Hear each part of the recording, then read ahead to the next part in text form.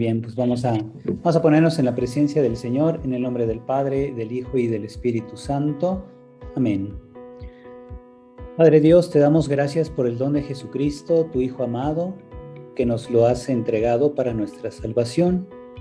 Concédenos el don de tu Espíritu Santo para comprender las Sagradas Escrituras y el contexto en que surgieron, para así entender mejor tu mensaje de salvación. Te lo pedimos por el mismo Jesucristo nuestro Señor. Amén. Pues muy bien, pues vamos a comenzar con nuestro cursito. Tenemos entonces ahí en la plataforma la guía didáctica que ustedes pueden descargar directamente de ahí de nuestra sección del módulo, que así se le llama aquí a las materias. Es una palabra que se utiliza según la orientación didáctica que se le está dando, ¿verdad? Pero pues significa materia, significa la disciplina, ya pues reciben otros nombres, asignatura, etc.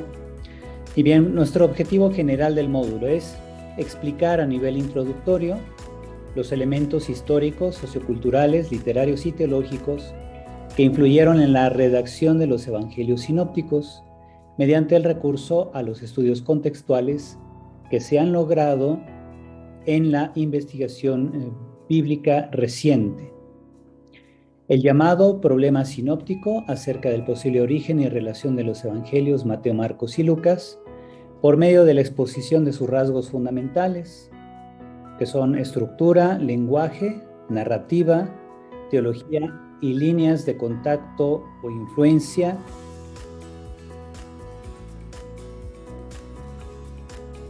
entre ellos, con el fin de tener una visión general y competente que permita al alumno profundizar después en el posterior estudio crítico del Nuevo Testamento. Es un estudio crítico que aquí aparece al final, pues es un estudio con criterios científicos. Recordemos también la teología es una ciencia, hay muchos libros que nos hablan acerca de esto, tiene su metodología propia, no se confunde con las ciencias empíricas que están basadas en la experimentación y que tienen por objeto explicar fenómenos naturales. La teología, como ciencia de humanidades o ciencias del espíritu, tiene más bien una orientación hermenéutica, es decir, una orientación que busca el sentido que se quiere comunicar en un texto o en una revelación en este caso, ¿verdad? Y no se busca explicar un fenómeno natural, sino dar sentido a una comunicación, a una obra, a una acción. Por eso la hermenéutica viene siendo para las ciencias del espíritu o humanidades, como les llamamos también, viene siendo semejante a lo que es el método científico para las ciencias empíricas. Entonces, teniendo en cuenta eso, nos damos cuenta de que también la teología como tal establece criterios para el estudio de, por ejemplo, un contenido, puede ser la revelación en sí misma. Entonces la teología estudia la revelación, lo hace también a través de metodologías que permitan un trabajo especulativo para ver el sentido y el alcance del contenido de estudio. Este diplomado es un diplomado de teología bíblica. Significa que es un diplomado donde se realiza la aplicación de metodologías teológicas para el estudio de la Sagrada Escritura. Y encuentra en la Sagrada Escritura una teología subyacente. Hay una teología de fondo en la Biblia misma que alimenta posteriormente a la llamada teología especulativa o teología sistemática. Por eso la Dei Verbum nos recuerda que la teología es como, la Biblia, la Sagrada Escritura es como el alma de la teología. O sea, parte de ahí, ese es su punto de partida. No se hace teología de cosas fantasiosas o de simples cosas posibles, si pudo haber ocurrido tal o cual cosa, ¿no? Se hace teología a partir de la revelación, ¿verdad? De lo que Dios de hecho ha manifestado. Muy bien, pues ahora fíjense, ya la semana pasada ustedes vieron con la hermana Coco, la hermana Socorro, lo que son los aspectos teológicos de Mateo y Marcos. Ya ella les explicó incluso por qué se estudian aparte del Evangelio de Lucas, que también es de los evangelios sinópticos, pero el Evangelio de Lucas se estudia junto con Hechos de los Apóstoles en virtud de que son una sola obra. Pero es obvio que Lucas también siguió a Marcos, muy probablemente siguió a otra fuente llamada comúnmente la fuente Q, que es la llamada teoría de la doble fuente, que da razón de la relación entre los evangelios. Pero es una teoría de muchas, ¿verdad? En la actualidad hay muchos especialistas, sobre todo en ambiente anglosajón, lo que es Estados Unidos, Inglaterra, Irlanda, entre protestantes y católicos, sobre todo irlandeses y algunos católicos norteamericanos también, que proponen la resolución del problema sinóptico a través de la relación estricta entre los evangelios, pero en sus etapas de formación. Porque a veces creemos que los evangelios Marcos, Mateo y Lucas se publicaron una sola vez y para siempre. Y no, lo más probable es de que tuvieron ediciones, ¿verdad? Primero salió un evangelio de Marcos, que incluyó a Mateo. Después surge una segunda edición de Marcos. Y entonces las dos ediciones de Marcos junto con Mateo pudieron influir en Lucas. Después pudo haber surgido una edición de Mateo. Ya ven que incluso se ha hablado de que probablemente el Evangelio de Mateo se escribió primero en hebreo o arameo y después se tradujo al griego. Muchos especialistas no se lo creen. Nosotros creemos, dicen algunos, que Mateo se escribió desde el origen en griego, pero el autor era claramente un seguidor de Jesús proveniente del judaísmo y de la región de Palestina, en la región palestinense, la región de Judea, y entonces por eso tiene estas características muy afines al judaísmo.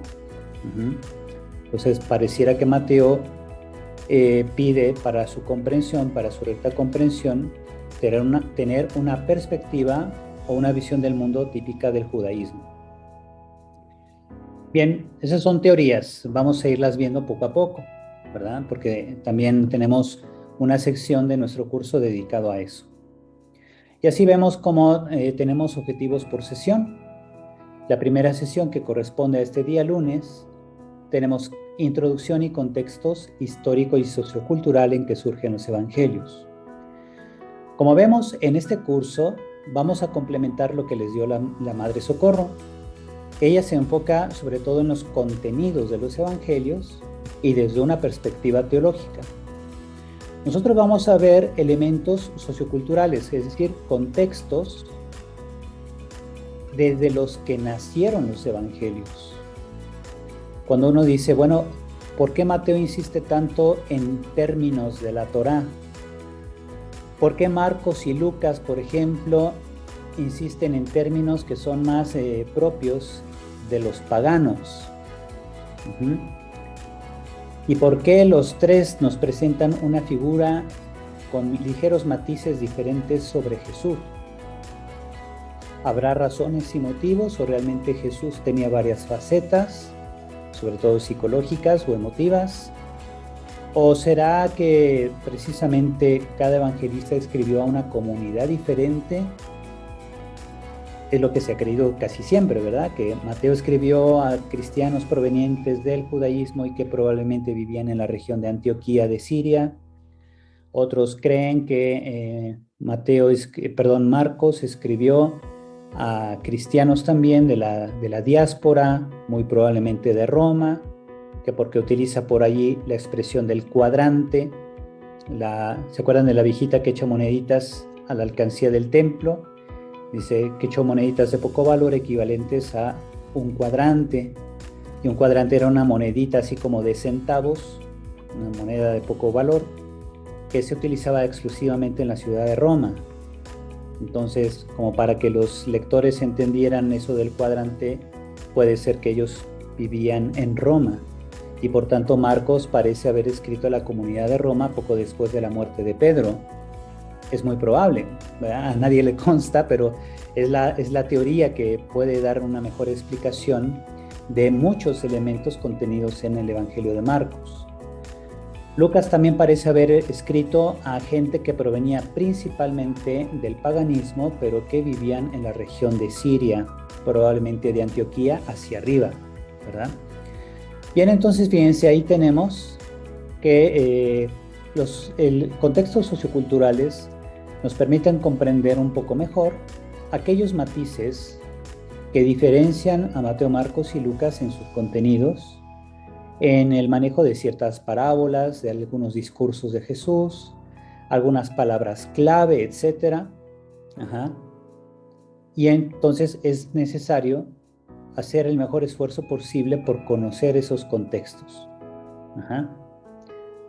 Tenemos también los evangelios como literatura, el tema de mañana, comprender las dimensiones de biografía y anagnórisis de los evangelios sinópticos. Aquí les adelanto, fíjense como la biografía, todos sabemos lo que es una biografía, la historia de una persona, ¿no? Narrada, contada, como si fuera un relato. Pero también este término anagnórisis hay que tenerlo en cuenta, significa un proceso de descubrimiento de la identidad de un personaje de un relato. Proceso de descubrimiento de su identidad. Les adelanto aquí, sobre todo Marcos, el Evangelio de Marcos, nos presenta una estrategia de anagnórisis sobre la identidad de Jesús. La identidad divina, ¿verdad? Porque Jesús, para todos los de su época, pues era un hombre, pero ¿quién sabía que él era realmente el Hijo de Dios? Si acaso la Virgen María, ¿verdad? Pero los demás no lo sabían. Entonces, el relato de Marcos está diseñado de tal modo que al principio solo los seres sobrenaturales conocen la identidad de Jesús. El Padre Celestial en el bautismo, los ángeles y Satán en el desierto después del bautismo, los ángeles sirven a Jesús y el demonio lo tienta. Aunque solamente Marcos dice que el Espíritu impulsó a Jesús al desierto para ser tentado por el diablo. Y los ángeles le servían. Eso es todo lo que dice.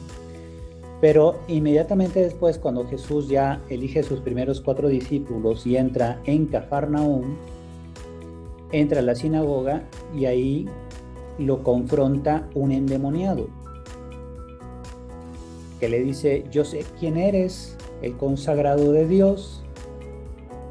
Lo mismo encontramos en el pasaje de Marcos 5, en el endemoniado de Gerasa. También le dice: sabemos quién eres, has venido a atormentarnos, ¿verdad? En fin, los seres sobrenaturales saben quién es Jesús, conocen su identidad divina en cuanto Hijo de Dios. En cambio, los hombres conocerán a Jesús solamente, conocerán su identidad divina solamente si lo acompañan hasta la cruz. Es el caso del centurión, que en el capítulo 14, al ver morir a Jesús, dice: verdaderamente este era Hijo de Dios. Y lo dice en virtud de que ve cómo muere Jesús y los fenómenos que empiezan a darse, fenómenos naturales que empiezan a darse, como convulsiones, ¿verdad?, en relación a la muerte de Jesús, como que el universo entra en una especie de convulsión, no solo una conmoción, sino una convulsión. Hay terremoto, hay oscuridad, etc. El universo reacciona ante la muerte de Jesús. Obviamente es una serie de expresiones que tienen connotación apocalíptica, porque Marcos, junto con muchos autores del Nuevo Testamento, tenían mucha influencia de la apocalíptica judía. Ya cuando ustedes entren al segundo verano, podrán ver los contenidos de la apocalíptica, o incluso en el tercer verano, según sea el caso. Ahí vamos a ver entonces qué simbología suele manejarse en la literatura apocalíptica, y de ahí podremos comprender también los elementos apocalípticos de los evangelios. Bien, entonces eso es solamente como un adelanto para que sepamos lo que es la anagnórisis, el proceso lento de develación o de resolución o de un mostrar la identidad de Jesús, su identidad divina, ¿verdad? Al principio los seres espirituales o sobrenaturales y al final los hombres solo si le acompañan hasta la cruz. Cualquier hombre que antes de la cruz quisiera identificar a Jesús como el Hijo de Dios puede cometer el error de equivocarse, ¿verdad?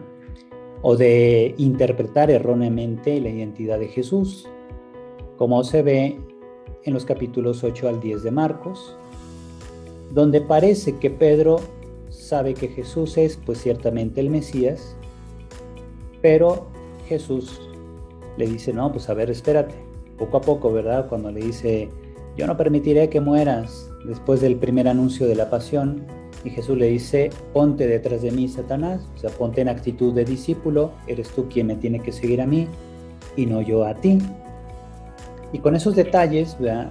El evangelista nos está diciendo, no hay que correr, no hay que adelantarse. El reconocimiento de la fe de que Jesús sea el Hijo de Dios tiene que venir como resultado de un proceso de acompañamiento del Señor hasta el momento culmen crítico de su ejecución, de su muerte. Solo entonces se abre el verdadero camino de la fe. Adelantarse no lleva nada seguro, nos lleva fácilmente a cometer errores o a pretender incluso corregir a Dios, que es lo que se ve en la escena de Cesarea de Filipo. Muy bien, entonces vamos a ver también aquí, en los Evangelios como literatura, el uso de géneros literarios y formas literarias para relatar momentos de la vida de Jesús. Les voy a dejar ahí unas lecturas ya asignadas y aparte les voy a ir dando unos vínculos a videos de YouTube, los cuales no aparecen aquí directamente en la guía, pero les pueden ayudar a la comprensión de un tema, sobre todo esto de los géneros literarios, porque, digamos, en las copias o en los libros que yo les asigno a ustedes para leer, viene una explicación muy elemental. Si alguien quiere profundizar más, entonces en los videos que tengo en mi canal de YouTube, yo les voy indicando, ¿verdad? Los links de esos videos. Ustedes pueden ir profundizando un poco más. ¿Qué es un género literario, una forma literaria? ¿Cómo se identifica? ¿Cuáles son sus elementos? Sus elementos estructurales, sus elementos comunicativos o bien también su relación con el contexto vital de donde surgieron todos estas formas literarias empleadas por los evangelistas. Y finalmente un último detalle, ¿verdad? Que un evangelista para contar algo de la vida de Jesús haya empleado una forma o un género literario específico no significa que ese acontecimiento no sucedió. Significa simplemente que el evangelista eligió esa forma literaria o ese género literario para expresar de la manera más sencilla posible el significado teológico del acontecimiento que narra. Es decir, no simplemente presenta una crónica de que Jesús sanó a un ciego. ¡Ah, qué bueno! Aplausos. ¡Qué bueno era Jesús! No. El evangelista lo que busca es, ante todo, que cuando veamos un relato de sanación de un ciego, comprendamos que Jesús es la luz del mundo, que Él es la luz de Dios que viene al mundo. Y aquel ciego que recibe el don de la vista, comprende ahora quién es Jesús, lo ve precisamente como enviado de Dios, como hijo de Dios, como el Salvador, como el Mesías, etc. Y ahí vemos entonces cómo los evangelistas Marcos, Mateo y Lucas van realizando una teología narrada. Utilizan la narración como estrategia para contarnos una cristología elemental, una verdadera cristología, es decir, una teología sobre Cristo. El error de nuestra parte consistiría en creer que todos los relatos de los evangelios son mera crónica, como si fuera una crónica de periodismo. Al hacer eso, al reducir un relato de sanación, de exorcismo, de diálogo o controversia de Jesús, cuando lo reducimos a algo meramente crónico, como si fuera una crónica periodística, corremos el riesgo de quitarle su elemento teológico, ¿verdad? Su valor para nuestra salvación. Y eso es lo que hay que tener siempre mucho cuidado, hay que tener en esos aspectos mucho cuidado para no erradicar la dimensión divina de un relato. No hay que reducirlo solo a algo humano o a un acontecimiento contado. Se nos está comunicando una teología a través de una narración, ¿verdad? Una narración. Tenemos entonces el número 3, lo que es el tema del miércoles, dimensión sociológica de las narraciones evangélicas. Se trata de comprender la forma en que los habitantes de la Palestina del siglo I construían su pensamiento y relaciones sociales mediante la revisión de material informativo y la resolución de un cuestionario. ¿Ya? Aquí tenemos como en nuestro curso vamos a tener, por un lado, entrega de trabajos y un cuestionario. Este cuestionario que aparece aquí, lo mismo en el tema 4 va a venir un cuestionario. Tenemos el tema 4, que es el del jueves, dimensión teológica de las narraciones. Lo que les decía, hay que comprender la teología subyacente que caracteriza a cada uno de los evangelios sinópticos y la modalidad en que esta teología se comunica al lector mediante la revisión de material informativo y la resolución de un cuestionario también. Muy bien. Y el tema 5, el del viernes, el problema sinóptico. Ya una vez comprendido los contenidos básicos, el contexto donde surgieron los evangelios, vamos a ver entonces el problema sinóptico, que trata de conocer las diversas explicaciones sobre el posible origen de la redacción de los evangelios sinópticos y su mutua interdependencia literaria y teológica, mediante la revisión de un material informativo y participación de un foro. Ahí en el foro, va a ser un foro escrito, ustedes pueden ir comentando lo que creen, ¿verdad? Yo creo ciertamente, por ejemplo, alguien día, yo creo que San Agustín tenía razón, probablemente Mateo se escribió primero, después Marcos lo resumió, y luego llegó Lucas y copió a ambos o tomó elementos de ambos y agregó detalles extras, por ejemplo, algunas parábolas como la parábola del hijo pródigo, la parábola del buen samaritano, que no aparecen en ningún otro evangelio. Pues eso era lo que pensaba San Agustín, por ejemplo. Habrá quien diga, sí, yo creo que San Agustín tenía razón. O habrá quien diga, no, yo creo que la teoría de la doble fuente es bastante convincente, porque si Mateo y Lucas comparten tantísimo material, casi textualmente, palabra por palabra, muy probablemente ellos se basaron en un documento perdido llamado la fuente Q. La letra Q viene del alemán Quelle, que significa fuente, es la primera letra de la palabra, y por eso cuando decimos la fuente Q, pues estamos diciendo como la fuente, ¿verdad? Bien, entonces es una teoría que es la más sólida que se ha presentado en los últimos 100 años más o menos, pero no es la única, les digo, hay teorías muy recientes en contra de Q, que dicen, a ver, si la fuente Q fuera tan eficiente como para resolver estas dudas, ¿cómo es posible que nunca en ningún lado se haya encontrado una copia de la fuente Q? ¿Verdad? No existe ningún manuscrito en el mundo de la fuente Q.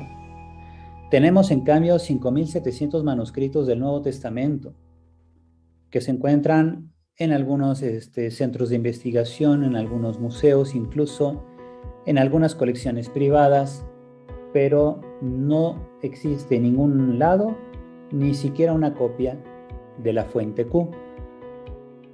Entonces, ese es como que el mayor de los desafíos. Para quienes proponen la fuente Q, pues tendrían que probar que existe una tradición, al menos que habrá algún padre de la iglesia que haya comentado que existía un documento solo de dichos de Jesús que sea diferente al Evangelio de Tomás, del Tomás cóptico.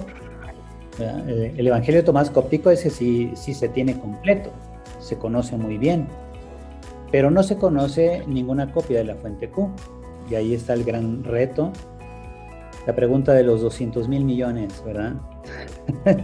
¿Quién puede demostrar que la Fuente Q existió con documentos? Está muy difícil resolverlo. No significa que sea imposible, a lo mejor Indiana Jones encuentra el documento por ahí, ¿no? Bueno, los que somos del programa 40 y más sabemos quién era Indiana Jones. Ya los más jóvenes no lo saben. Bien, entonces fíjense, tenemos que ese dice, hasta ahí de la Didache, comenta la hermana Miriam, pero de la Fuente Q no hay nada, ¿verdad? Oh, sorpresa, efectivamente, eso es lo fascinante de cuando uno se mete al mundo de la llamada crítica textual, que es una disciplina que analiza los documentos existentes, papiros, manuscritos de todo tipo, y trata de resolver qué manuscrito influenció a qué otro. Y además procura buscar qué lectura o qué variante de lectura pudiera ser más parecida al original, ya que no existen originales de la Biblia, ¿verdad? Aunque haya dicho Peña Nieto que uno de los libros que lo transformaron fue la Biblia, que yo creo que nunca la ha leído completa. Pero bueno, llegar a conocer documentos originales de la Biblia, pues sí está más que en chino, ¿verdad? Porque han pasado miles de años. Y se antoja imposible encontrar, pues no necesariamente, pero aun cuando se encuentra un documento antiquísimo, como sucedió en Qumran, ¿verdad? Que encontraron documentos antiguos, mucho más antiguos de los que estaban en los museos del Antiguo Testamento, no son los originales. Por ejemplo, se encontró un rollo completo de Isaías allá en Qumran, Israel, y resulta que, pues sí, se remontará más o menos allá por el 100 antes de Cristo, pero Isaías, el Isaías de carne y hueso, es del 734 antes de Cristo, así que imagínate, hay muchos siglos de diferencia entre el Isaías histórico y la copia que se encontró en Qumran. Y la copia de Qumran es más antigua que cualquier copia de cualquier otro museo o lugar del mundo donde ya se tenían copias antiguas de Isaías. Así que hay mucho trabajo por hacer y hay muchos Indiana Jones que hay que promover para que, haciendo excavaciones allá en Tierra Santa, puedan encontrar manuscritos todavía más antiguos para ver, tratar de descubrir realmente si nuestras Biblias reportan exactamente las variantes de lectura que provenían desde la antigüedad, o si más bien se empezó a promover copias posteriores con elementos diferentes. Tal es el caso, por ejemplo, del pasaje de la mujer adúltera en el Evangelio de San Juan. En Juan 7:52 a 8:11 se pone el pasaje de la adúltera que llevan ante Jesús, que dicen, ha sido encontrada en flagrante adulterio, y Moisés nos dice que estas mujeres deben morir lapidadas. Jesús se agacha y escribe en el suelo, le insisten y responde, aquel que esté libre de pecado sea el primero en arrojar una piedra, y pues todos se fueron, ¿verdad? Nadie la condenó. Bien, ese pasaje, por ejemplo, en los manuscritos más antiguos que se tienen del Evangelio de San Juan, no aparece.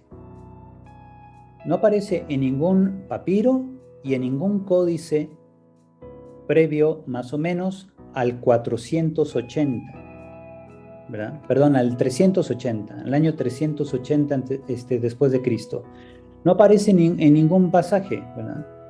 Algunos han comentado, no, que sí, probablemente acá se coló por inicios del siglo IV, allá por el 310, 320, pero pues hay muchas discusiones al respecto. Incluso padres de la iglesia no comentan ese pasaje antes del siglo IV, y todos ya tenían copias del Evangelio de San Juan, y en ninguna copia del Evangelio de San Juan se encontraba el pasaje de la adúltera.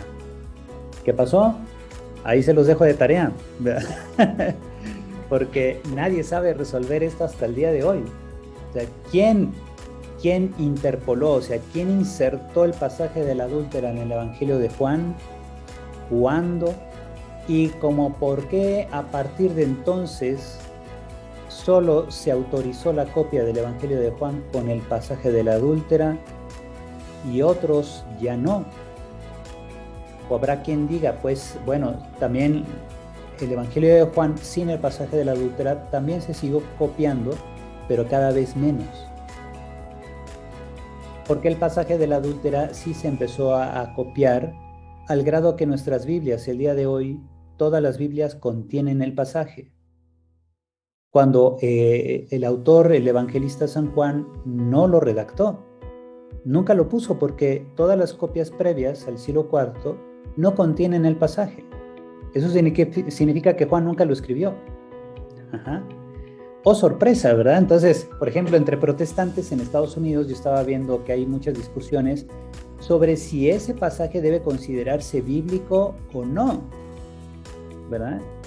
¿Qué dice la Iglesia Católica al respecto? La Iglesia Católica dice que sí se tiene que aceptar.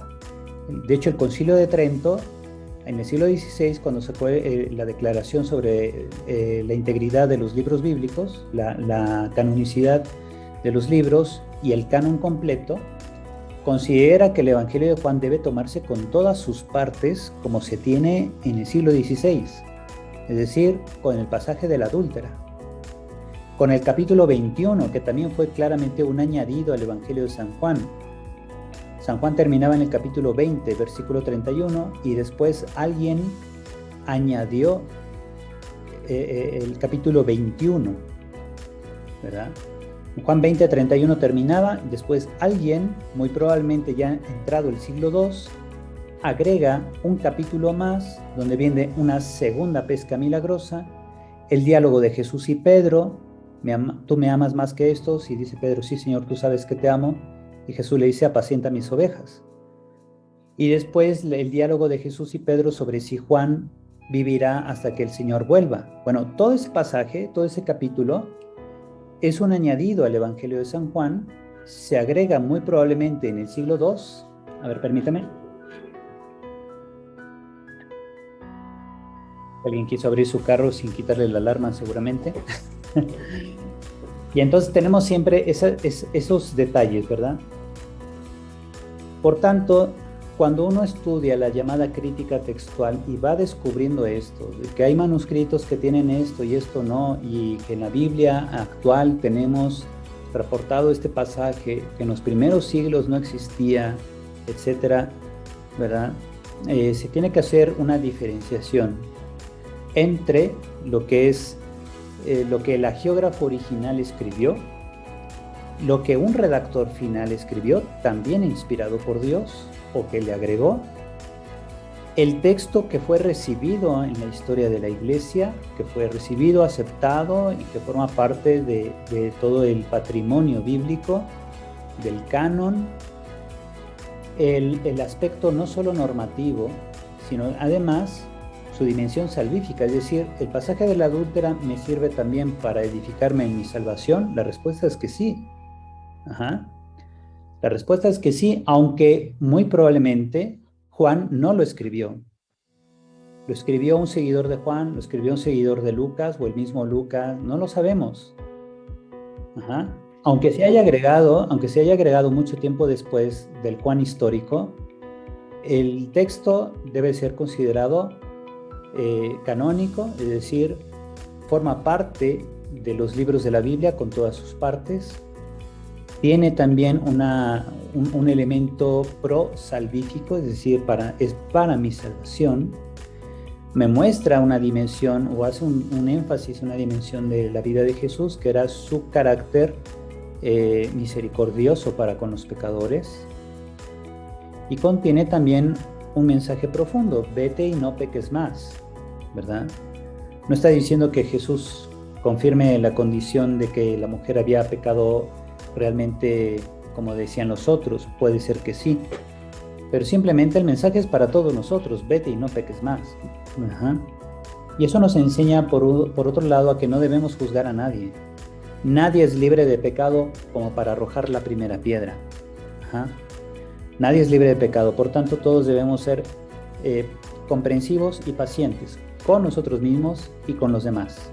No tenemos por qué juzgar y todo eso, ¿verdad? Entonces, fíjense, este pasaje, aunque tiene muchos elementos característicos de una narración lucana, o sea, propia de Lucas, nunca apareció en el Evangelio de Lucas. Aparece por primera vez interpolado en el Evangelio de San Juan y así llega hasta nuestros días. Aunque el lenguaje es lucano, la forma de narrar es lucana y tiene todos los rasgos de Lucas, como dicen, si tú te tapas los ojos y escuchas unos pasitos por ahí, algo que sientes que algo que va caminando roza tus piernas, tus pantorrillas, y luego escuchas un maullido, pues es muy probable que sea un gato, ¿no? Pues así también, los elementos del pasaje de la adúltera son propios de Lucas o de un seguidor de Lucas, pero nunca apareció en Lucas. Apareció en Juan. Pues bien, eso es precisamente lo que se ve cuando se analiza el problema sinóptico. Se trata de ver qué evangelio influyó a qué otro, cómo, por qué, en qué época, ¿verdad? Lo primero que tenemos que tener claro es de que los evangelios no bajaron del cielo, se redactaron poco a poco y muy probablemente hubo ediciones o entregas, como le llaman. Es decir, pudieron haberse publicado por episodios. Hay quienes dicen incluso que el Evangelio de Marcos pudo haberse redactado primero como una serie de guiones teatrales. Esa es una teoría muy, muy reciente de los últimos 30 años. El Evangelio de Marcos pudo haber sido un compendio de guiones teatrales para representar la vida de Jesús entre la gente que no sabía leer y escribir, pero era asidua al teatro grecorromano. Entonces, en muchas regiones de la diáspora había teatros que los romanos habían construido para que la gente se divirtiera.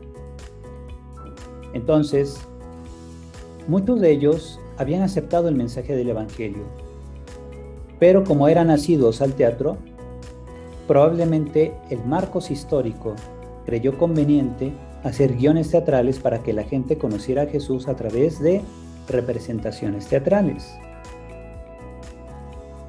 Durante esas representaciones hubo gente que añadió elementos y que sugirió al autor de los guiones teatrales que agregara o quitara ciertos elementos porque había gente que había conocido a Jesús todavía y podía recordar si tal o cual pasaje era preciso o impreciso.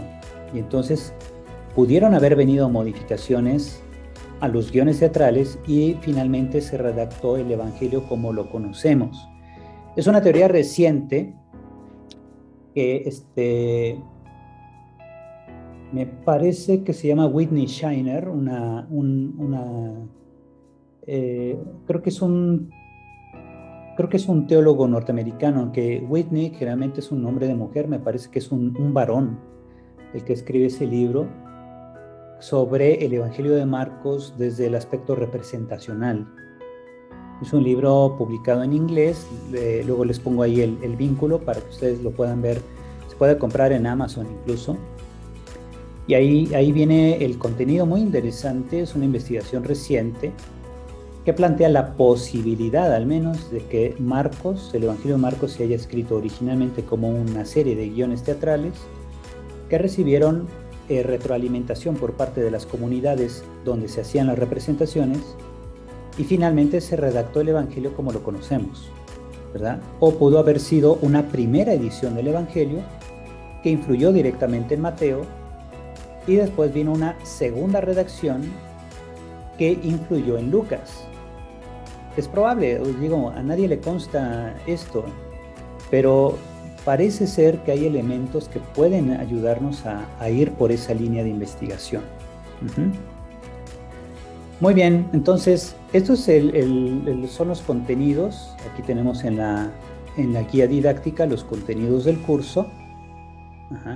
Son los puntos que vienen tratados ahí en las lecturas, en los videos que también están ahí sugeridos, y vienen las llamadas actividades de aprendizaje o evidencias de aprendizaje por sesión.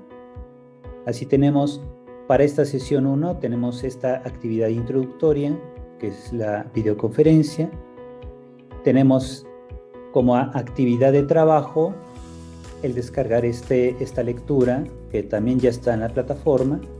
Fíjense, son prácticamente 50 páginas. Entonces, ahorita terminando la videoconferencia, descargan y se ponen a leer, ¿verdad? Porque les va a llevar un buen rato entre la mañana y la tarde para que ustedes puedan hacer esta lectura, y van a hacer un ensayo de un máximo de 3 cuartillas, o sea, 3 páginas de extensión, donde ustedes puedan hacer una síntesis de esta lectura, ¿verdad?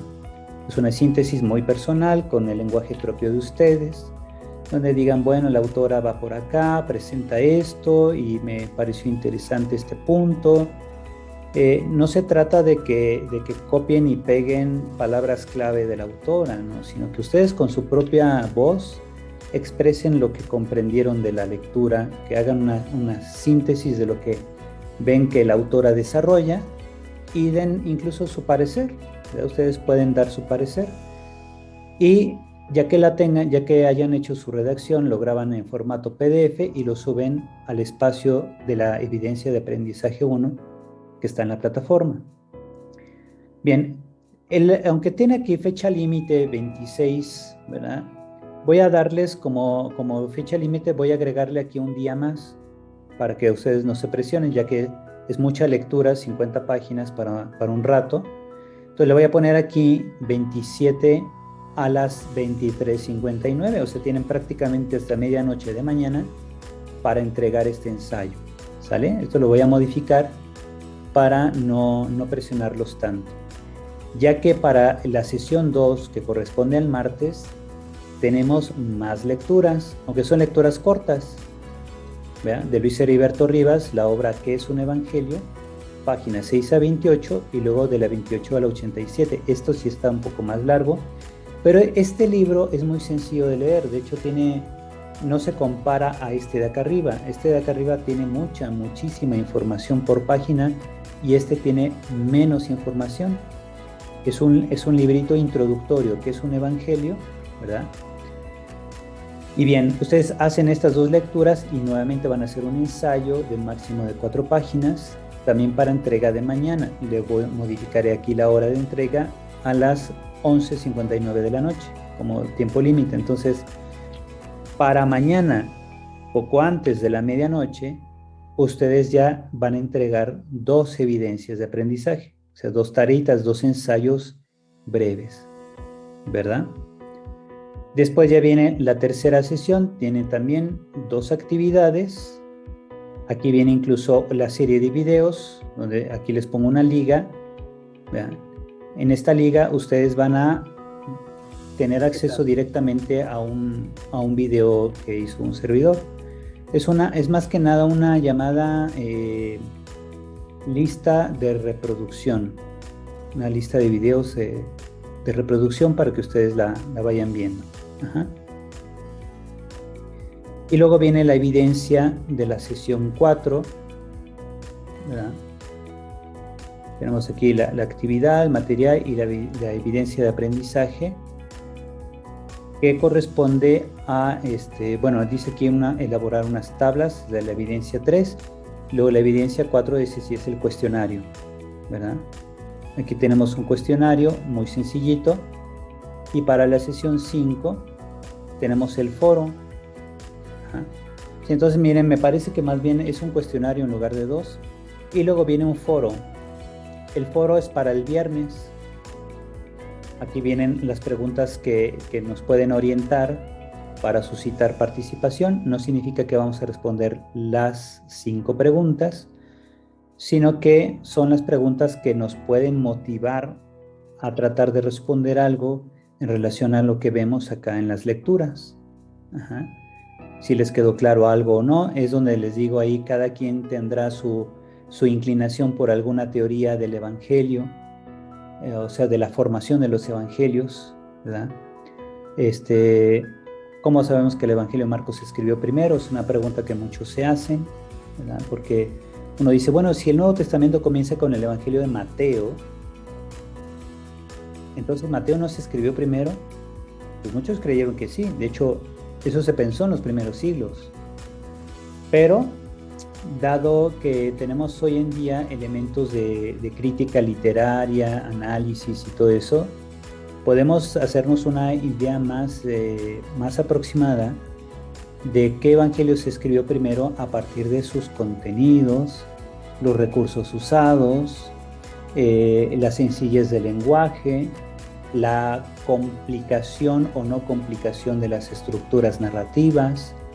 Y ahí uno puede pensar, bueno, muy probablemente Marcos se escribió primero y luego Mateo lo desarrolla e incluso a veces modifica ciertas tradiciones de Marcos, como por ejemplo el pasaje de Cesarea de Filipo, cuando Jesús pregunta, ¿y ustedes quién dicen que soy yo?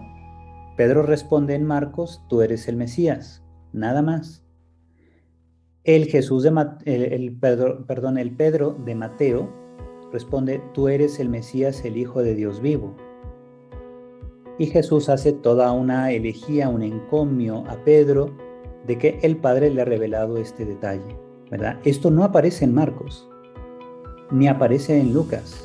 Es exclusivo de Mateo. Entonces muchos se preguntan, bueno, ¿históricamente Jesús le respondió eso a Pedro? Pues no lo sabemos. No tenemos los criterios historiográficos para definir si históricamente, si Jesús le dijo eso a Pedro o no, o si es un relato exclusivamente mateano.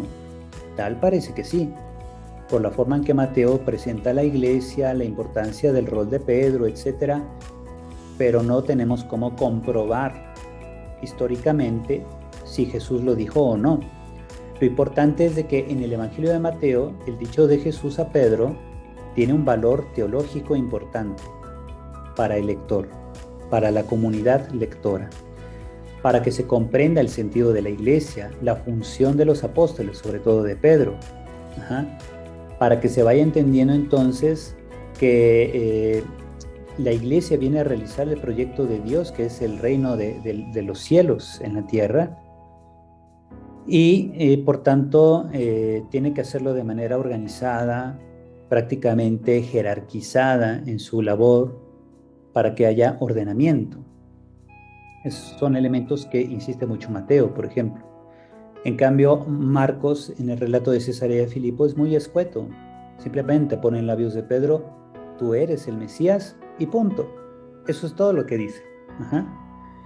Bien, entonces, ahí uno se pregunta, ¿qué evangelio se escribió primero? Pues parece que el de Marcos, ¿no? Demasiado parco, demasiado sencillo, va al grano, no le dedica mucho tiempo a las descripciones. En cambio, Mateo ya teologiza muchos elementos, muchos pasajes de Marcos, le da otra orientación teológica, crea nuevos matices, porque además escribe a una comunidad diferente, que tiene una cierta vida de comunidad muy diferente a la vida de comunidad de aquellos destinatarios de Marcos. Muy bien, entonces ahí están los elementos que van a servir de orientación para la participación en el foro. Y ahora yo pongo aquí unos requisitos para la entrega de evidencias de aprendizaje, lo que es la carátula o portada de sus trabajos, que pueda tener estos elementos: Universidad Pontificia de México, Diplomado de Teología Bíblica, modalidad en línea, o pueden poner modalidad a distancia, también muchos le llaman. ¿Por qué es en línea? Porque la mayoría de los elementos están propiamente en la plataforma, los descargas, los lees, o ves los videos en YouTube y ya los vas haciendo tus tareas. Y en fin, a muchos alumnos se les olvida esto. Yo quiero decirles a todos, bueno, si se les olvida poner una carátula, no importa, de todos modos la plataforma me dice quién es el alumno, quién es el que sube la tarea. Si ustedes quieren darle un poco más de formalidad a sus trabajos, háganlo así. De hecho, les puede servir digamos, de ejercicio para ir formalizando más sus trabajos posteriores, sobre todo en los lugares donde ustedes trabajan, donde ustedes están. Conviene siempre darle formalidad a los trabajos. Si alguien ya está con mucha prisa y no, es que quedan 5 minutos para que se cierre la plataforma, ya va a ser medianoche y no ha entregado el trabajo, pues ya entrégalo sin carátula, ¿verdad? O sea, eso es lo de menos. De todos modos, la plataforma me indica quién es el alumno que sube la tarea. Ajá. Perfecto, entonces aquí tienen toda la bibliografía básica que estoy utilizando. Ajá. Bien, eso en cuanto a aquí a lo que es nuestra guía didáctica. Y tengo además los elementos correspondientes a la llamada plataforma. Tengo aquí, les pongo en compartir pantalla, lo que les decía, tengo mi canal de YouTube. En este canal de YouTube yo voy subiendo videos de diversos temas. Hay diversos con contenido de cursos que he dado.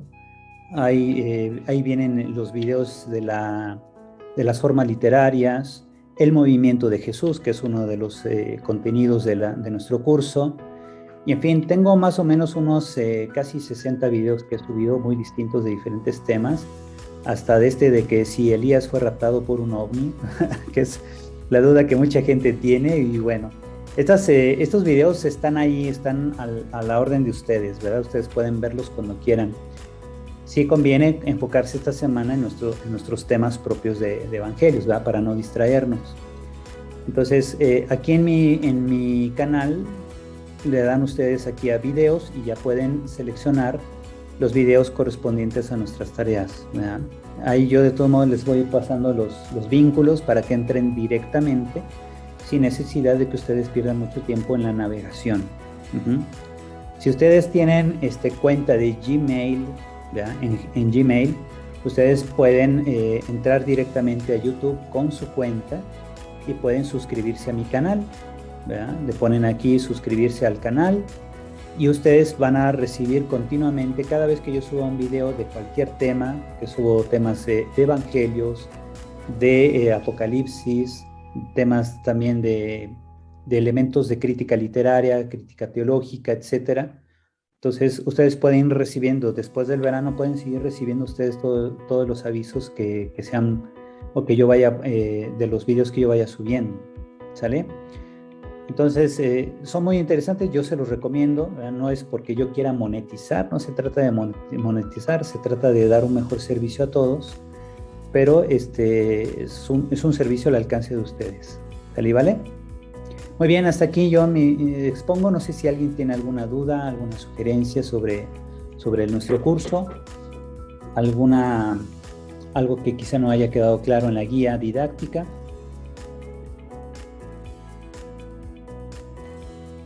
Perdón, aquí yo estaba viendo que voy a poner acá nuevamente compartir pantalla. Bien, entonces les decía, tenemos el día de hoy, tengo aquí un chat de dudas. Si ustedes tienen alguna duda, pueden subir la duda aquí en el chat o pueden utilizar el WhatsApp también. Ustedes pueden hacerme cualquier pregunta por medio del WhatsApp. Si creen que su pregunta puede ayudar a otros a resolver quizá la misma duda, pues la suben en el chat de WhatsApp. Si su duda es muy personal, pues pueden dirigirse ya sea a mi número concreto de WhatsApp, mi número de celular, o bien aquí en el chat de dudas ustedes hacen clic y pueden plantear una duda sobre el curso. La plataforma me avisa cuando alguien me escribe a algún chat, y ustedes también en la plataforma, al lado de la campanita, aparece aquí el círculo de diálogo. Esta imagen de diálogo es precisamente el chat. Cuando alguien me escribe, aquí me aparece un número 1, un número 2, etcétera, que me está diciendo a la plataforma, alguien te escribió algo. Entonces yo le pico, veo quién es y respondo. Cuando yo responda, ustedes van a entrar y van a ver que al lado de la campanita les aparece este icono con un número, y ahí ustedes van a ver si tienen una respuesta de mi parte. Esto es para el caso de preguntas muy personales en relación al tema o a nuestro curso. ¿Ok? Bien, ¿quién más? ¿O quién tiene alguna duda sobre lo que hemos visto? ¿Y están listos para la lectura? Adelante. Yo Sí, Margarita. un comentario.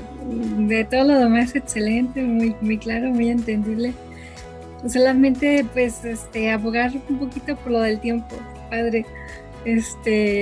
Para tener más tiempo como de leer con calma y analizar más las lecturas, porque nos dice que la sesión de la 1 y la 2 sí nos va a dar tiempo de presentarla un día después, pero Ujú. de las demás, la 4, la 5, sí nos Bueno, pues, van si quieren podemos recorrer un día la entrega de a... todas, Sí, ¿verdad? nos ha decidido al favor. Sí, yo no tengo problema, ¿verdad? Porque yo puedo ocupar todo el domingo, digamos, en ir calificando las tareas faltantes.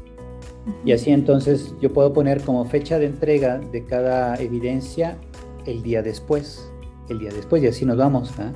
La tarea del lunes se entrega el martes, la del martes el miércoles, así, y la del viernes se entrega el sábado. Ajá. Sí, porque si yo, por ejemplo, yo lo que noté en el curso, en un curso que dio la Madre Coco, es de que les dejó la posibilidad de entregar todos hasta el sábado. Sí, Y sí. finalmente hubo quien ya ni pudo el sábado.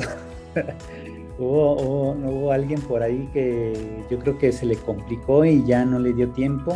Incluso en mi curso de la semana pasada también hubo una alumna que ya no terminó una tarea, que era la del jueves, que yo les dije, pues entren el sábado si quieren, pero pues resulta que pues es madre de familia o ama de casa, entonces tuvo visitas el sábado, estuvieron ahí platicando, se les fue la visita como a las 10 de la noche y ya no tuvo tiempo de hacer su evidencia. Entonces le dije, bueno, pues le abro la plataforma el domingo, el chiste es que entregue, ¿verdad? Y así, pero pues es complicado, entonces no hay que confiarse. Yo de todos modos, les digo, yo modifico las fechas de entrega para que todos puedan entregar al día siguiente del tema, para que no se atiborren de tanta lectura, porque es cansado también. Es cansado estar leyendo tanto material. Pero el material está diseñado precisamente para que ustedes puedan ir profundizando.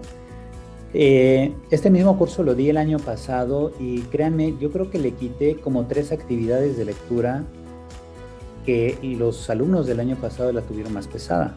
Ajá. Entonces yo digo, bueno, para no atiborrarlos o no traerlos con las marchas forzadas, mejor eliminé algo de material y les puse material. Este es material muy sencillo, sobre todo el que es a partir del martes. Es material sencillo de digerir, lecturas muy fáciles de llevar. La lectura de hoy sí es un poco densa porque la autora, Esther Miquel, es una especialista muy viva en cuestiones históricas y socioculturales. Es una autora española que tiene varios escritos en la editorial Verbo Divino. Entonces, ella es una especialista y es muy denso su lenguaje. Entonces, esta lectura, pues sí, puede a lo mejor llevarles hoy y parte de mañana para comprenderlo, ¿verdad?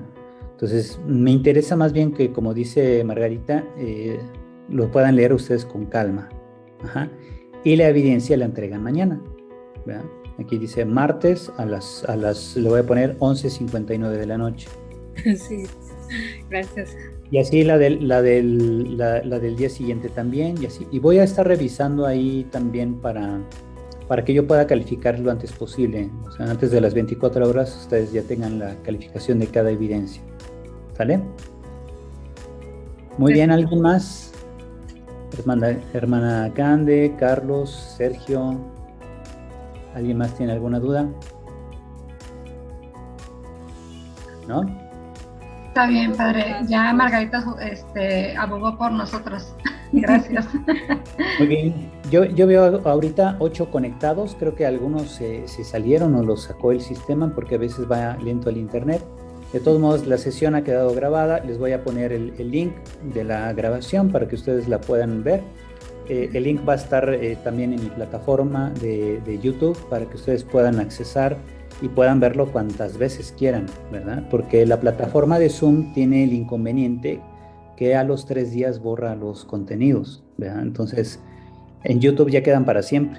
¿ya? Yo les pongo el vínculo a YouTube y ya ahí ustedes pueden verlo. Dentro de 5 años van a seguir siguiendo, pueden seguir viendo el video. ¿Sale? Bueno, pues ahí estamos Padre, en orden. Sí, adelante. yo tengo una petición especial. Sí, sí. Voy a intentar hacer todos los trabajos lo más pronto posible. Viajo el viernes. Ajá. Y regreso hasta el lunes, ¿verdad? Entonces, no sé hasta qué sesión o hasta qué tarea pueda yo alcanzar a hacerla. Nuevamente lo que dice Margarita, en mis tiempos, ¿verdad? Porque trabajo fuera de casa y entonces soy terapeuta y bueno, pues me llevo un buen rato en estas cosas. Entonces no sé si haya posibilidad de que me dé una prórroga o nos esperamos conforme vaya yo entregando mis tareas de aquí al jueves. Sí, mire, yo de todos modos, por ejemplo, el lunes de la próxima semana es cuando yo entregaría calificaciones. Entonces, usted podría entregar, por ejemplo, o todos, ¿verdad? Yo les puedo abrir la plataforma para que entren, digamos, hasta el domingo a mediodía. Por si llevan retrasada alguna tarea. Yo puedo poner, o sea, como manejo la plataforma también, yo puedo poner fecha límite de entrega de todas las evidencias el domingo al mediodía. Ajá, hora de Ciudad de México. Ya ustedes se administran en el tiempo. Ajá. Porque sí, el lunes, antes de la 1 de la tarde, yo tengo que entregar calificaciones. Ajá. Entonces ahí sí les pediría que ustedes se administraran lo mejor posible. Yo recomiendo que puedan ir entregando, digamos, las tareas así al día siguiente, pero si a alguien se le complica, como es el caso de Cecilia, yo puedo modificar en la plataforma y darles la posibilidad de entregar hasta el domingo al mediodía. Ajá. Gracias. Pero el problema es de que si todos entregan el domingo, yo no puedo calificar todo el domingo, ¿verdad? Tendría que desvelarme el lunes para estar leyendo todos los trabajos. Por eso también yo les pediría que ustedes hagan lo posible de ir entregando al día siguiente de cada evidencia, porque eso también a mí me facilita el poder ir calificando a tiempo. Además, fíjense que cuando se hace la evaluación de profesores, que ustedes ya han llenado evaluaciones, una de las preguntas es si los profesores calificamos antes de las 24 horas de entrega de una evidencia.